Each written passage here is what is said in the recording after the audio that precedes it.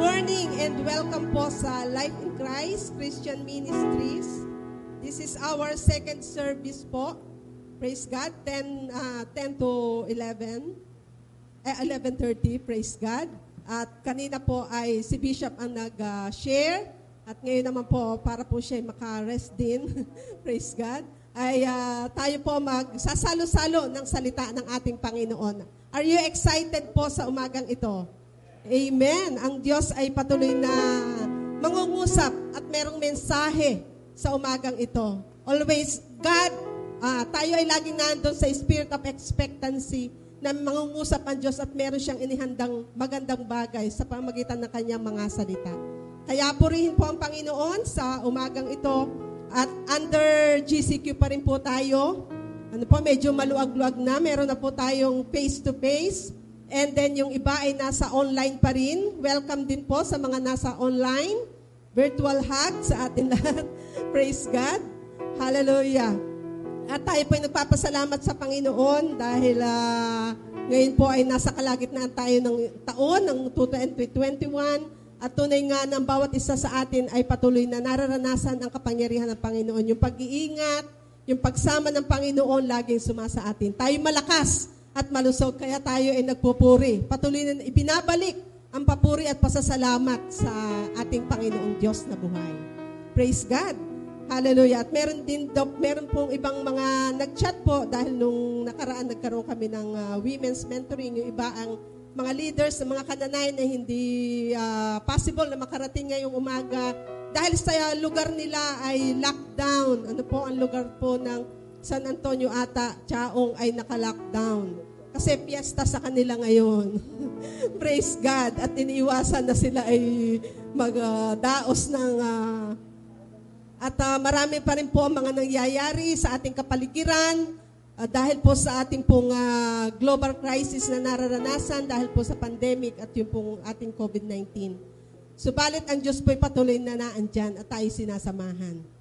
So, yung pong mensahe ng Panginoon sa umagang ito ay connected doon sa mga lahat ng nararanasan natin sa ating buhay. Kasi kahit po tayo ay Kristiyano, mga mananampalataya ng Panginoon, hindi po tayo exempted na maranasan. Kasi meron mga nagtatanong na, ay, born again na ako, Christian, bakit ako ay nakakaranas pa ng mga trials, persecution, troubles, problems dito sa ating buhay na ating pong kung anong meron po tayo ngayon. Subalit ang Lord ay nagsasabi sa kanyang mga salita na tunay nga na ang katotohanan ng kanyang salita na dito sa mundong ating ginagalawan ay mararanasan natin ang mga problema. In this world, you have many troubles. But take heart, I have overcome the world. Napagtagumpayan ng ating Panginoong Hesus ang lahat ng ito. So tayo na kumilala at tumanggap sa ating Panginoon, mapagtatagumpayan din po natin ang anumang lahat ng ating mapagdadaanan. We are not exempted. Amen?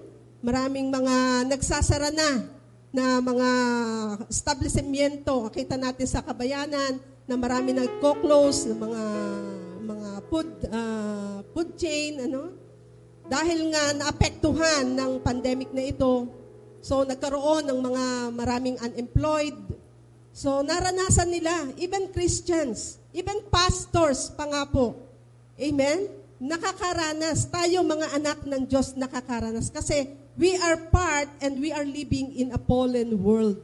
Fallen race. Tayo po ay nasa mundo pang ito. Wala pa po tayo sa heaven. Amen po.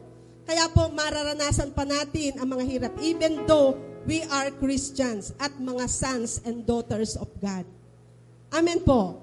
Subalit, meron pong isang napakagandang bagay na ibinalita ang Diyos sa atin. Ayun po ay yung kanyang pangako sa atin. Amen? Nasa umagang ito ay ating pagbubulay-bulayan ang mga pangako ng Diyos sa atin. Na bagamat nandito pa tayo sa mundong ito, may iniwang mga salita ang Diyos. Sa kanyang salita sa Biblia na atin pong laging binubuklat, lagi nating pinagbubulayan. Kasi naandito ang mga pangako ng ating Panginoon na ating mapanghahawakan. Wala na po tayong mapanghahawakan sa mundong ito.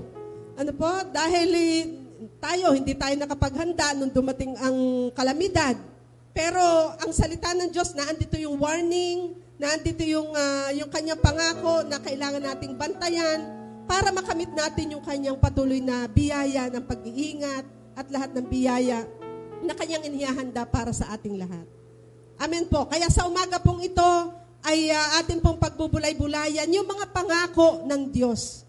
Ano po? Ang pinaka-title po ay God's Promises to His Troubled Saints. Kasi may mga Kristiyano talagang troubled. Pero sabi nga ng Lord sa John 14, do not fear and let not your heart be troubled. Ang sabi ng John 14. Kasi may pangako nga ang Panginoon. Amen po? Kaya atin pong bubuksan ang ating mga Biblia, atin pong pag-aaralan sa ating mga, sa salita ng Panginoon, yung mga binanggit niyang mga pangako in the midst na lahat ng ating naranasang suffering, difficulties, problems, trials na ating nararanasan habang naandito pa po tayo sa sanlibutan ito. Amen. Nais po ba nating malaman ang mga pangako ng Diyos? Amen. Ito po'y para sa atin. Amen. Para sa ating mga kumilala sa ating Panginoon. Hallelujah. Kaya nga po ang title ay God's Promises to His Troubled Saints. Tayo po yung mga saints ng Panginoon. Mga santo at santo. Santita. Aplantita. Praise God. Tayo po yung mga santo ng ating Panginoon. The living saints.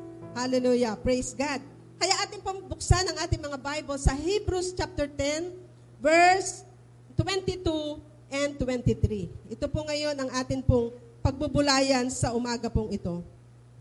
Ang sabi po ng verse 22, let us draw near to God with a sincere heart and with the full assurance that faith brings, having our hearts sprinkled to cleanse us from a guilty conscience and having our bodies washed with pure water.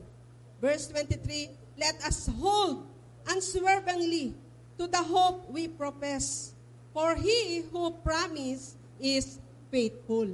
Amen. Purihin po ang Panginoon sa kanyang buhay at makapangyarihang salita. Ang sabi dito, nag-aanyaya ang Lord sa atin na patuloy tayong lumapit sa ating Panginoon. Kagaya nga ng turo ni Bishop kaninang umaga, that God is our shelter. Siya yung kumakanlong sa atin, nag-aanyaya kasi wala iba tayong tatakbuhan na sisilungan. An example nga ni Bishop, pagka umuulan at may bumabagyo, ang unang-una mong hahanapin ay yung iyong pagtataguan. Amen? Shelter. Ano po? At ang inyaya na sa atin ng Panginoon, let us draw near to God with a sincere heart. Amen? Kasi ang Lord nakakakita ng ating mga puso, alam niya ang laman ng ating mga puso with a sincere heart and a full assurance that faith brings. Amen? Tayo pong lahat ay nanampalataya sa ating Panginoon, sa ating Panginoong Jesus, at patuloy na ang paanyaya ng Panginoon ay lagi tayong lumapit sa Kanya. Ano man ang kalagayan natin sa ating buhay, may blessing, o tayo man ay nasa in need, sa Lord pa rin tayo lalapit. Amen? Kasi minsan, pag tayo full of blessing, ang hirap nating lumapit. Hindi tayo makasamba sa Lord. Kasi punong-puno ang palabigasan, wala kang aalalahanin na meron kang pera sa bulsa, minsan hindi tayo makapagsamba o hindi makalapit, makadraw near sa Lord. Pero pag naandyan na, may sakit karamdaman, naandyan na ang pagsubok, nawala ng trabaho, di ba? Ang tindi ng paglapit natin. Saka tayo lumalapit sa Diyos pag kailangan natin siya. Ginagawa nga nating bumbero ang Lord minsan, di ba? Sabi nga nung ibang preacher. Pero ang sabi lagi sa atin ng Panginoon, God is inviting us to always draw near to Him. Let us draw near to Him with a sincere and pure heart, having our heart sprinkled to cleanse us from a guilty conscience and having our bodies washed with pure water. Kasi tayo mga lahat na mga pinili ng Panginoon ay nilinis at ginawang tayo malaya na nakakalapit sa trono ng biyaya ng ating Panginoon. Wala nang hadlang. Amen? Meron tayo pinatawad, nilinis ng kapangyarihan ng Panginoon at tayo malaya na nakakalapit sa trono ng biyaya ng Panginoon. Kaya ito po isang great blessing sa atin. Ito isang pangako ng Lord sa atin na malaya na tayong makakalapit sa ating Panginoon. And yung verse 23, let us hold unswervingly to the hope we profess. For He who promised is faithful. Tapat ang Lord ang nanangako sa atin. Yung hope, yung pananampalataya, yung ating pag-asa sa ating Diyos, lagi tayong i-hold natin yun, panghawakan natin yung hope. Pag sinabing hope, is confident expectation. Amen? Meron kang confident expectation, meron kang inaasahan sa hinaharap na mangyayari kasi may salita ang Diyos na pinanghahawakan mo sa iyong buhay, sa iyong puso. Natutuparin niya at gagawin niya ang kanyang ipinangako. Kasi ang ating Diyos, He is a God promise-keeping God. Amen. There are more than 30,000 promises in the Bible na pwede nating i-claim at panghawakan sa ating mga buhay. Amen. Whether in troubles, in hardship, in sickness, in health, lahat in blessing, may mga pangako ang Lord sa atin. Amen? Kaya lagi nating bulay-bulayin ang kanya mga salita. Lagi nating alamin, saliksikin ang mga pangako ng Diyos sa atin. So, let us, wala kasing, sabi nga po dito, yung mga nangyayari sa atin ngayon, wala na tayong ibang mapanghahawakan kundi ang pangako ng Diyos. Amen po. Marami nga pong, may mga nag-chat-chat, lately, noong pong, habang kami ay naging busy po ni Bishop kasi may mga online siya na mga exams, tapos may mga kapatiran na nagsisik din, nagpapapray. At tunay nga na sa panahon ngayon, alam natin na even the Christians, talagang it is time, harvest time, yung sinasabi nga na lumalapit ang lahat sa Panginoon, yung mga nakakalimot na talagang nalilimutan na ang paglapit sa Diyos, talagang sila na mismo ang lumalapit sa Panginoon at nagsisik ng prayer, na lumapit muli, manumbalik sila sa Panginoon. Kasi may nararanasan may trouble sa world na ito. Amen po, kaya noon lately, meron din po akong na-chat na talagang, Pastora, sabi niya, ganon, gusto na niyang mamatay. Sabi ko, huwag. Amen. Kailangan mong mabuhay. Ang binibigay ng Lord ay buhay. Kasi sa tindi na mga pinagdaanan daw niyang pagsubok, hindi na daw niya kaya. Amen. Minsan nalilimutan kasi na ang Lord, minsan nagiging, sabi ko kanina, parang ginagawang bumbero pag may problema, sakalang lalapit sa Lord. Pero habang tayo po ay alam natin na ang Diyos kasama natin, pagamat may problema, nagiging magaan. Kasi maraming ipinangako ang Diyos na along the way na ating pagsunod sa Panginoon, as we follow God, ay patuloy tayong palalaksin ng Panginoon in the midst of every trials, problems. Amen? Kaya yun yung mga pangakong yun. Amen? At meron ding naipag-pray si Bishop na talagang meron mga nasadlak sa mga kasalanan. At sabi, Bishop, gusto ko na pong manumbalik sa Lord. Gusto ko na pong isuko uli ang aking buhay sa Panginoon. Talagang, alam niyo ba yung mga, kasi mayroong mga trap ang kaaway Amen? Alam niyo ba yung mga online sabong na yan? May mga trap po yan ng kaaway. Na talagang, itatrap tayo, even Christians, kasi ang kaaway di ba? Ang daming strategy, ang daming para tayo ay makuha. In any way. Amen? Pero ang Lord, pag tayo patuloy na lumalapit sa Panginoon, amen. Kaya nga po, even pastors, ang sabi nga pong ganon, ayon sa balita ng ibang mga kapastoran ni Bishop, na talagang 70 pastors na ang namamatay. More or less, 70 pastors. At ang bishop ay more or less 18 bishop na ang namamatay. Amen. Mamatay tayo sa Lord. Praise God. Pero kasi wala nga pong exempted sa Panginoon, sa nangyayari sa mundong ito.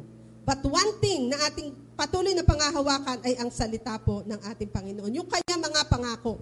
Meron po dalawang uri ng pangako na sinasabi po sa Biblia. Yung po tinatawag na unconditional promise at saka po conditional. Pag sinabi pong unconditional, ito po yung parang general promise ng Lord. Unconditional. Ang sabi ng Lord sa Matthew 28, I will be with you wherever you go, even to the very ends of the world. Ayun ay general promise ng Lord. Pero meron din namang conditional na sinasabing pangako ang Lord na pag sinabi niya, kagaya sa Psalms chapter 37, ang sabi ng yung isang, ang pagkasinabing conditional, they require something. Ano po? Sa atin, mga believer ng Panginoon. Nagre-require. Ang sabi nga ng Psalms 37, delight yourself in the Lord and He will give you the desires of your heart. Amen. So anong unang kondisyon ng Panginoon? I-delight natin ang ating sarili sa Lord. Ibig sabihin, maging kalugod-lugod tayo sa Kanyang harapan at ibibigay niya ang nais, ang nasa ng ating mga puso. So yun yung conditional. Example lang po yun ng conditional. Kasi ang sabi nga pong gano'n, relationship comes before a request. Kasi tayo mga anak ng Panginoon at tayo ay tumanggap sa Panginoon, nagkaroon ng tunay na relasyon sa ating Panginoong Jesus at merong nais ang Diyos na makita bilang tayo mga anak. Amen, di ba? Yung anak natin, minsan kailangan, gawin mo ito at meron kang reward. Amen? Yung pangako ko sa iyo ay gagawin ko sa iyo. Minsan di natin may bigay yung pangako natin sa ating mga anak kasi minsan kailangan disiplinahin o minsan kailangan ituwid yung ating mga anak. Alam nating mapapasama siya. Praise God! Pero ang sabi po dito, God's promises to His troubled saints. Handa na po ba tayo? Amen. Ito po ay 4 P's. Bale, 4 na P lamang para lagi nating matandaan at ma-remind sa atin ng Lord yung Kanyang mga pangako sa tuwing tayo nakakaranas ng mga problema at pagsubok sa mundong ito. Unang-una, yung pangako ng Kanyang presensya. The promise of His presence. Amen. Ang sabi nga po dito, for where the Spirit or the presence of the Lord is, there is love, there is joy, there is peace, there is rest, transformation, healing, inner healing man or physical healing. Our Lord is a ever-present God. He is our Jehovah Shammah, the Lord with us, Emmanuel. Ang Diyos po ay, ang presensya niya ay pwede po nating maranasan. Amen po ba? Pag tayo nagpupuri at sumasamba sa Lord, nararanasan po ba natin ang presensya ng Diyos? The awesome presence of God? Kasi ang Diyos hindi natin nakikita because God is a spirit, but we can feel His presence. May mga bagay na hindi natin nakikita pero dapat nating paniwalaan. Ayun, yung COVID-19. Hindi natin nakikita pero paniwalang-paniwala tayo. Amen. Pero totoo, dahil natatamaan yung iba at nahahawa. But praise God, ang Lord, yung presensya ng Panginoon, ito din po ay nararanasan ng bawat isang mga anak ng Diyos. Ang sabi nga ng Hebrews 13 verse 5, never will I leave you, never will I forsake you. Hindi tayo iiwanan o pababayaan ng Panginoon. Ito ay unconditional promise ni Lord. Amen? Unconditional, wala ka nang dapat gawin pa para hindi mo yun lang talagang you are sincerely na lumalapit sa Panginoon with a pure heart. Amen? Kaya sabi dito, never, ito yung pangako ng Lord na hindi tayo niya iiwan, hindi niya tayo pababayaan. Sa gitna ng mga pagsubok, hindi tayo iiwan. Ang dami na po nating naranasang pagsubok. Amen? Kasi walang exempted. Lahat tayo nagkakaproblema, lahat nagkakasakit, lahat ay merong mga kabigatan, at lahat ay may nararanasang problema. Pero nasubukan na natin ang pangako ng Diyos, hindi niya tayo iniwan, hindi niya tayo pinabayaan. Amen. Yun nga pong pagsubok, laging tinetestify ni Bishop, yung kanyang naranasang sakit. Pero ang Diyos tapat. God is faithful sa kanyang mga salita. Amen. Sabi nga ng isang sa Old Testament, God is not like a man that He should lie. He is faithful to do what He says. Kung ano yung kanyang ipinangako, siya, gagawin niya yon. He is faithful to fulfill it. Ipupulfill niya. He will establish it. Ang sabi nga, meron nga isang verse sa 2 Corinthians na akin din pong na isang nabuksan. Chapter 1, ang sabi, but as God is faithful, our word to you was not yes and no. Meron po siya dito sinabi sa akin, sa verse 20, for all the promises of God in Him are yes. And in Him, amen, to the glory of God through us. Lahat daw po ng mga pangako ng Diyos in Christ, lahat naman tayo ay we are in Christ. Amen. Our life is in Christ now. Amen. Tayo nakapaloob na sa ating Panginoong Jesus. So we are now overcomers and we are victorious. Amen.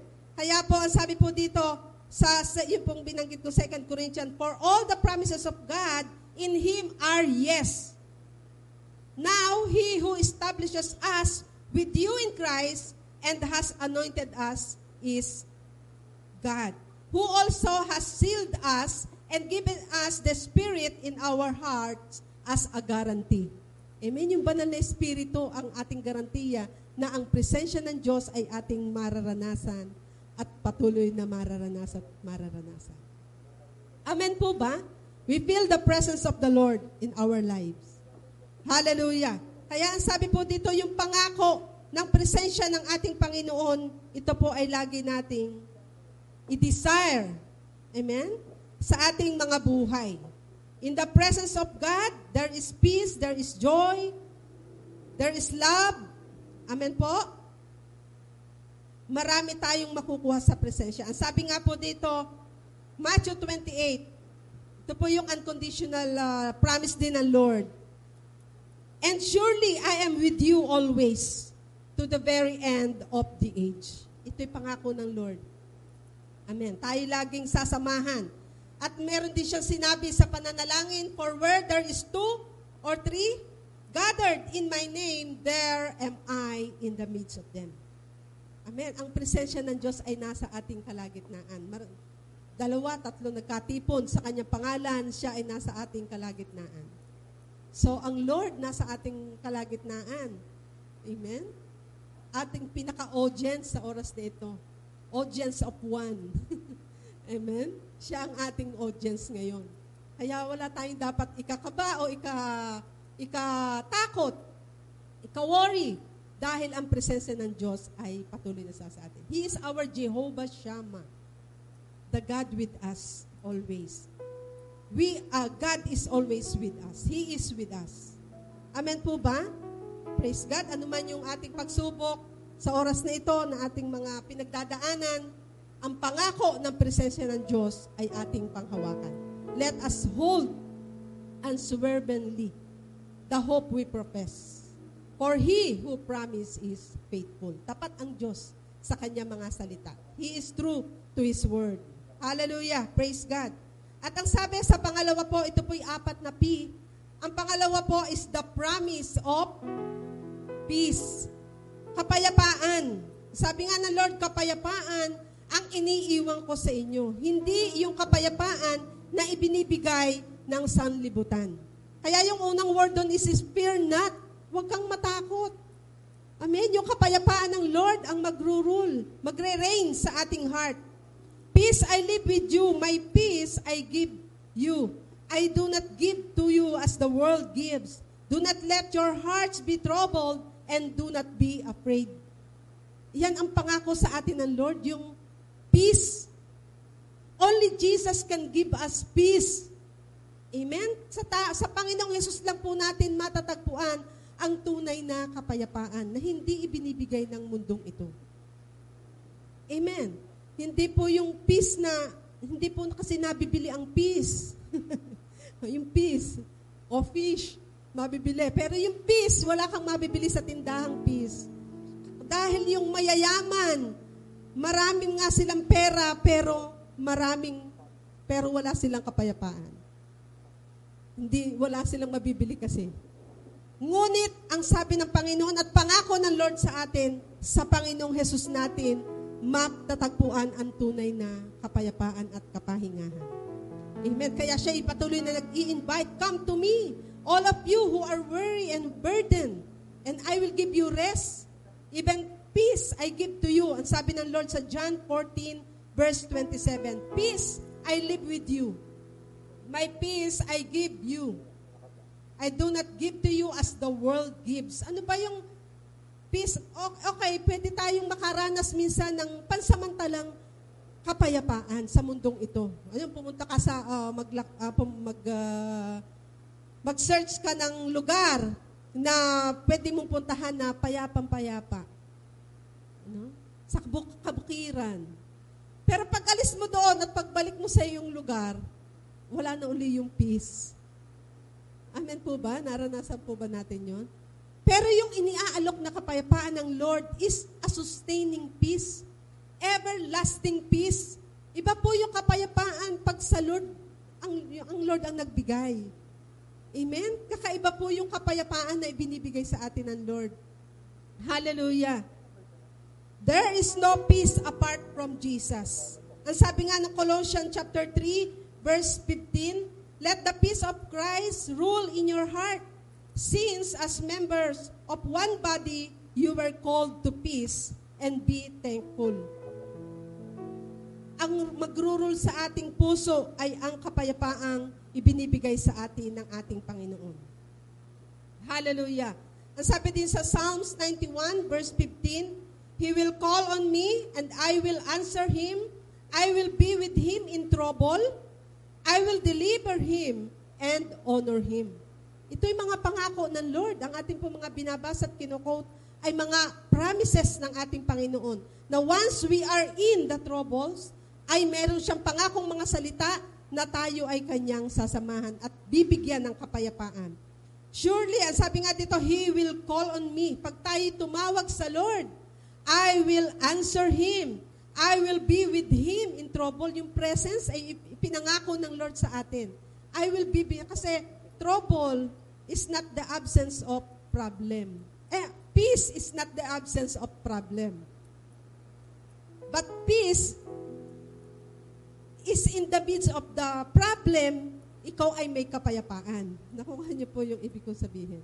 Sa gitna ng magulo na circumstance sa iyong buhay, ay nararanasan mo at nararamdaman mo ang kapayapaan dahil kasama mo ang Panginoon.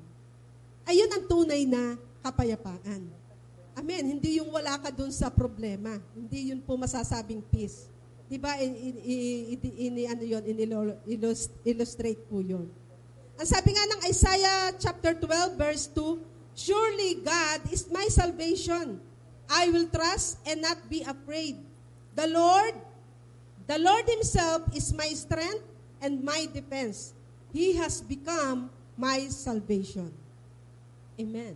Yung kapayapaan, yung kaligtasan, hindi natin, sabi nga, ang Diyos, siya mismo ang magbibigay sa atin ng kalakasan at magde-depends sa atin. Sa lahat ng anumang pagsubok o trouble na ating nararanasan sa mundong ito. Ito yung pangako ng Lord sa atin. Amen? Kapayapaan ang iniiwan sa atin ng ating Panginoon. Amen.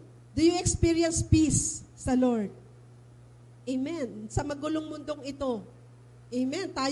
Meron tayong mga pamilya, member ng ating pamilya, na talagang nagkasakit. Ano po? Pero sa gitna ng mga problemang yun, ano yung naranasan natin?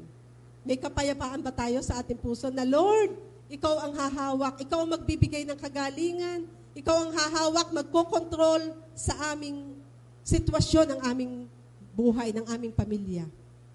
Amen. At yung kapayapaan ng Diyos ang ibinibigay sa atin ng ating Panginoon. Payapa ka.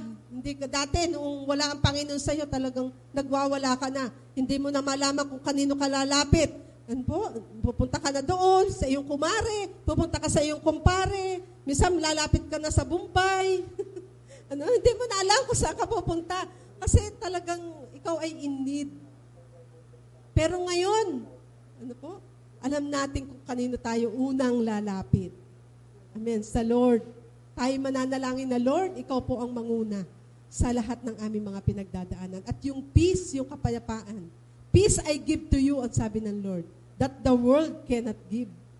hindi maibibigay sa atin ng mundo ang peace na ito, kundi sa Lord lang po natin mahahanap ang tunay na kapayapaan. Amen po. Hindi pwede tayong bumili sa supermarket ng kapayapaan.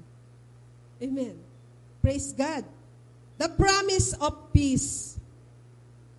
Hallelujah. And number 3, mabilis po tayo, the promise of His provision. Hallelujah. Ang sabi nga ng John chapter 10, verse 10, na ang Lord naparito upang bigyan tayo ng buhay. Buhay na ganap at kasiyasiya. Siya po ang magpo-provide. Yung buhay na kasiyasiya, ayan ang nais ng Lord sa atin. Sabi nga ni Bishop kanina, hindi yung buhay na kasyang-kasya. Kasi minsan binibilisan natin yung kasiyasiya eh. Imbes na kasiyasiya, that you are happy. And with full of joy, pero kasyang-kasya, ay pag kasyang-kasya ay dumadaing ka pa. Amen po. Pero ang ipinangako sa ating ng Lord ay isang buhay na masagana. Because God is able to do abundantly, super abundantly, exceedingly, more than we could ask or imagine. Amen? Ibinibigay, Ephesians chapter 3 po yun, verse 20, yung akin. So, ang sabi po dito, God is able to bless each and every one of us. God will supply all our needs. Amen. Pag may ipinangako ang Lord sa iyo, hindi kanya pababayaan. Amen. Pag may assignment na ipinagagawa sa iyo ang Lord, hindi kanya pagkukulangin. Amen. Ito, assignment natin yan sa Lord. Amen. Yang ating lupang yan. Haggai project. Haggai, binigyan na ni Bishop ng pangalan. Haggai chapter 2. Verse 4, ang sabi nga po kasi sa Haggai, atin nga pong basahin, ano ko din po dito yung word sa Haggai. Gayunman, magpakatatag kayo, patuloy ninyong gawin ang templo sapagkat ako'y kasama ninyo. Amen. Ayan ay pangako ng Lord sa atin. Tapos binalikan ni Bishop yung atin doon, Haggai din pala yun, through the life of Kuya Joel, na Haggai chapter 2, verse 7 and 8 naman yon. Pero dito, ang word na ibinigay kay Bishop is yung Haggai chapter 2, verse 4. Gayunman, magpakatatag daw po tayo, ang sabi ng Lord. Patuloy ninyong gawin ang templo sapagkat ako'y kasama ninyo. Kasama natin ang Lord. The presence of God is with us. Kaya hindi tayo mag-aalala. Ang Lord ang magpo-provide, ang Lord ang magsusupply ng lahat ng ating pong pangailangan. Para doon po sa hindi mga nakakaalam, meron na po tayong lugar na pagtatayuan ng ating sanktuaryo doon po sa lugar ng malamig kasi doon na po yung medyo ang construction at development ay doon na po napapapunta sa San Jose Malamig. Ano po? San Jose Malamig po yung sa lugar ng ating mayor. At ang dami ng mga itinatayo doon. Doon po tayo may nagbigay. Amen? Ng lupa, 200 square meter na lugar. At doon po itatayo ang ating sanctuary.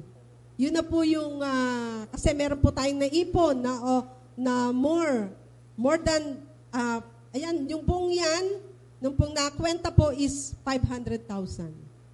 Kasi 100 slot po yan.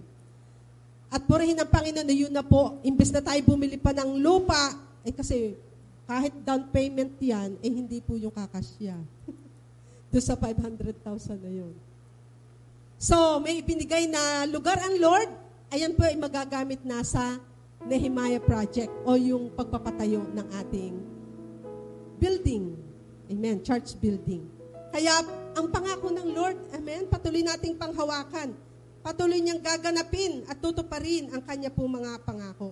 Hallelujah.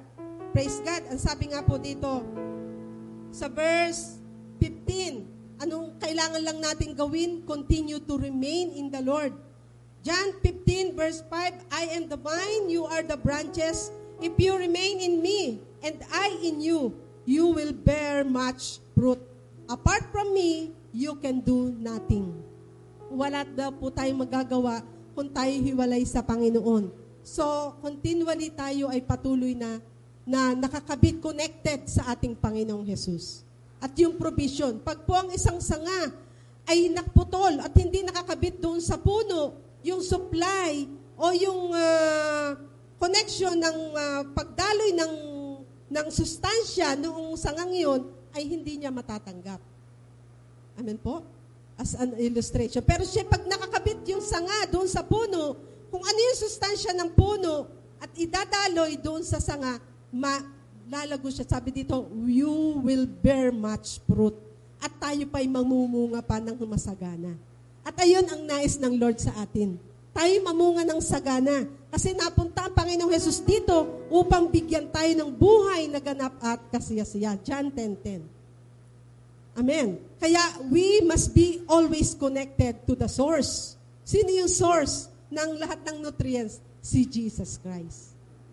Amen. John 15 verse 5 po yun. Hallelujah. At ano po sabi pa sa Galatians 3:29? If you belong to Christ, Galatians 3:29, if you belong to Christ, then you are Abraham's seed and heirs according to the promise. Wow! Tagapagmana pa tayo ng lahat ng biyaya pa kasi tayo ay mula sa lahi at lipi ng ating amang Abraham. Si amang Abraham ay pinangakuan ng ating Diyos. Bagamat siya'y matanda na, hindi pa niya nakikita yung manifestation ng pangako ng Lord, pero siya'y endurely naghintay doon sa pangako ng Panginoon. Nabibigyan siya ng anak. Anak sa pangako, ang tawag nga kay Isaac. Pero naganap pa rin ang pangako kahit tumatagal. Amen? Sa ating buhay, meron ba pangako ang Lord? Sabi natin, ay, ang tagal naman, Lord. 100 plus years. Si Abraham, bago niya nakita sa Isaac. Sa ating buhay, ilang taon na ba yung pangako ng Lord na hindi pa natin nakikita? Huwag tayong manghinawa. Ang sabi ng Panginoon, He is able to fulfill it. Hindi pa lang ito yung time.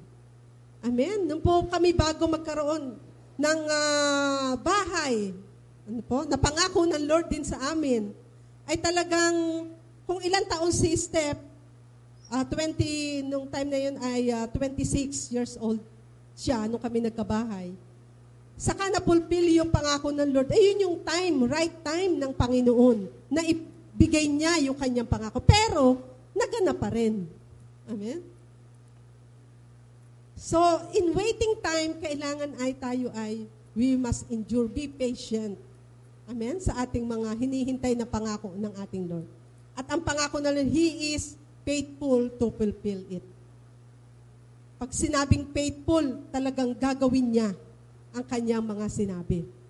Ang sabi nga ng Isaiah 55, my word will not return to me void, but I will accomplish what I desire. Amen? I-accomplish ni Lord yung kanyang salitang binitiwan sa iyo. Amen?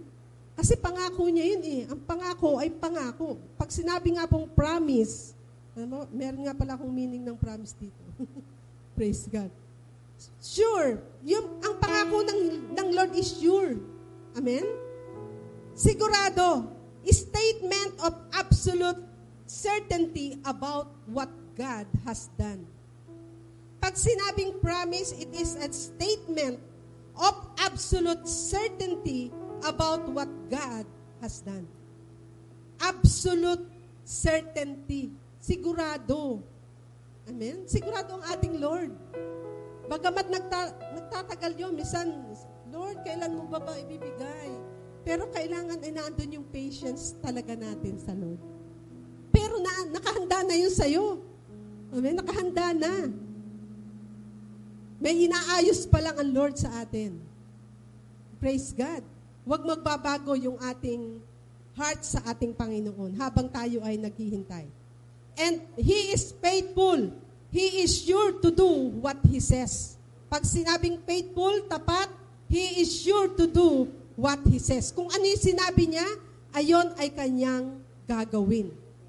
Yes, pag sinabing yes, no doubt, it is yes in Christ. Amen? Sabi ng 2 Corinthians kanina, it is yes in Christ and we can say amen. Lagi nating i-agree, amen, Lord, amen. Ito ay akin. Ito ay ipupulfill mo sa akin. Pag sinabing yes, no doubt about it. Amen? Huwag kang mag-aalinlangan. It will surely happen sa atin pong mga buhay. Amen. Ilang taon na si Abraham nung nakamit niya?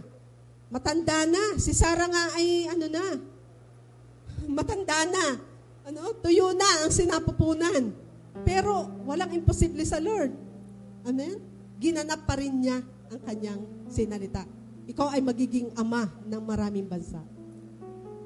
Amen. Tapos tinest pa rin si Abraham. Kung talagang ang kanyang pananampalataya ay genuine sa Lord.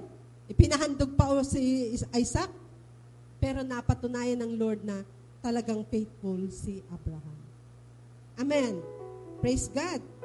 So the promise of God's provision. Una, ano po? The promise of His presence. The promise of peace. And number 3 is the promise of His provision. Number 4, the promise of His power. Ang pangako ng kapangyarihan ng ating Panginoon. Hallelujah. Ang sabi po dito, power to overcome.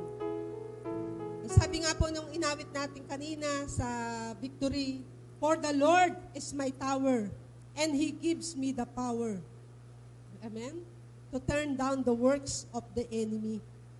Amen. Lahat ang gawa at pakana ng kaaway. Kasi napunta ang kaaway o ang magnanakaw upang pumatay, magnakaw, kumitil. Kumitil, magnakaw at manira. Ayan ang misyon ni Satanas. Kaya siya napunta dito sa mundo. But God has given us the power to overcome. Ang Panginoong Jesus ay napunta upang bigyan tayo ng buhay. Buhay na ganap at kasiyasiya. Ang sabi ng Romans chapter 8, verse 37, ang sabi ng Romans 8:37, no, in all these things, we are more than conquerors through Him who loved us. We have the complete victory in Jesus. Amen? Praise God. Tayo po ay mga mananagumpay. Naalala ko po yung na-share ko noon, yung overcomers, the overcomers honor, na tayo po ay talagang sinasama ng Panginoon. We are destined and we are born to victory. Amen? We are born to win. Amen? Tayo po mga anak ng Lord. Tayo po ay destined to win. Amen po? Excuse me.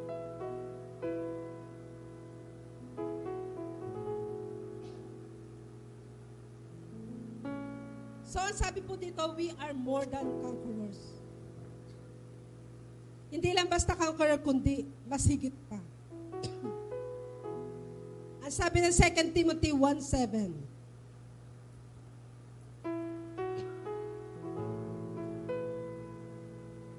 for the Spirit of God gave us For the Spirit God gave us does not make us timid, but gives us power, love, and self-discipline. The Spirit of God does not give us the spirit of fear or timid, but God promised to give us strength. Amen? Give us power and self-discipline. Kasi sabi din nga sa Philippians chapter 4, verse 13, we can do all things through Christ who gives us strength. Hindi po tayo mga talunan, kundi tayo po ay mga mananagumpay ng ating Panginoon. Amen. You are born to win, not a loser. Ang last verse po, Psalm 121, verse 1 to 2.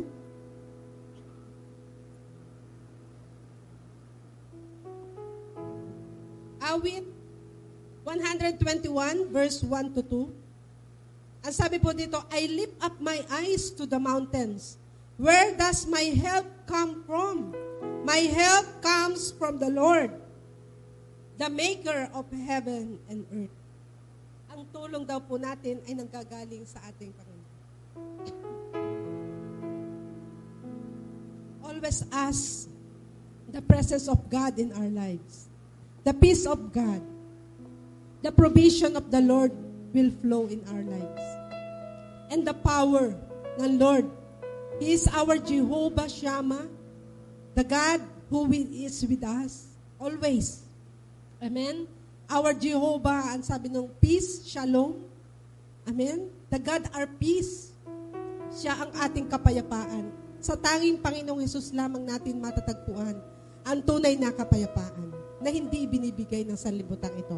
And He is our Jehovah Jireh, our provider. Amen? Siya po ang nagsusupply ng ating pangailangan. Amen? Patuloy tayong manalangin kung tayo man ay mga nawalan ng trabaho, pero ang Lord mayroon siyang paraan. He will make a way para tayo po ay pagpalain at bigyan ng Panginoon. Supply ang lahat ng ating pangailangan. Amen? And God give us power. Power to overcome lahat ng pagsubok sa buhay na ito. Amen po ba? Praise God. So, at sana po ay na-receive natin yung pinaka-mensahe ng ating Panginoon sa oras na ito, ang pangako ng ating Panginoon sa bawat isa po sa atin. Tayo pong lahat ay tumayo at manalangin sa oras na ito.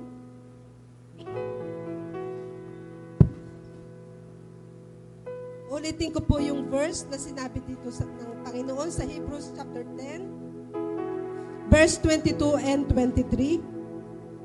Let us draw near to God with a sincere heart and with the full assurance that faith brings, having our hearts sprinkled to cleanse us from the guilty conscience, and having our bodies washed with pure water. Let us hold unswervingly to the hope we profess, for He who promised is faithful. Hallelujah! Tapat ang ating Diyos na nangako sa bawat isa po sa atin. Patuloy po nating panghawakan ang kanyang mga salita, ang kanyang mga pangako. He is able, more than able to fulfill it in our lives. Hallelujah. Hallelujah, God. Lord, maraming pong salamat sa iyong mga pangako. Pangako ng iyong presensya. Pangako ng iyong kapayapaang patuloy na ipagkakalob sa bawat isa sa amin. Pangako ng iyong provision, Panginoon, na Lord, isusupply mo ang pangailangan ng iyong mga anak.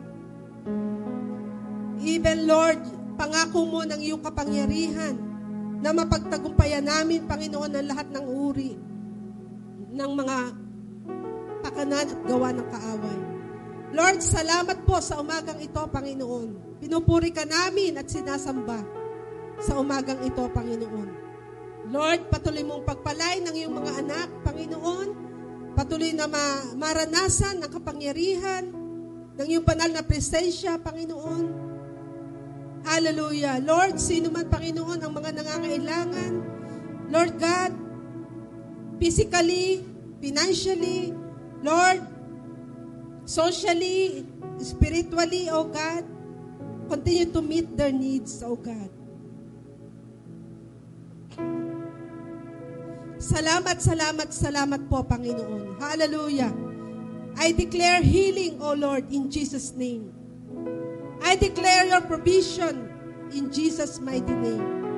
Even the peace that passeth through all understanding, O God. Even your presence, O God. Hallelujah.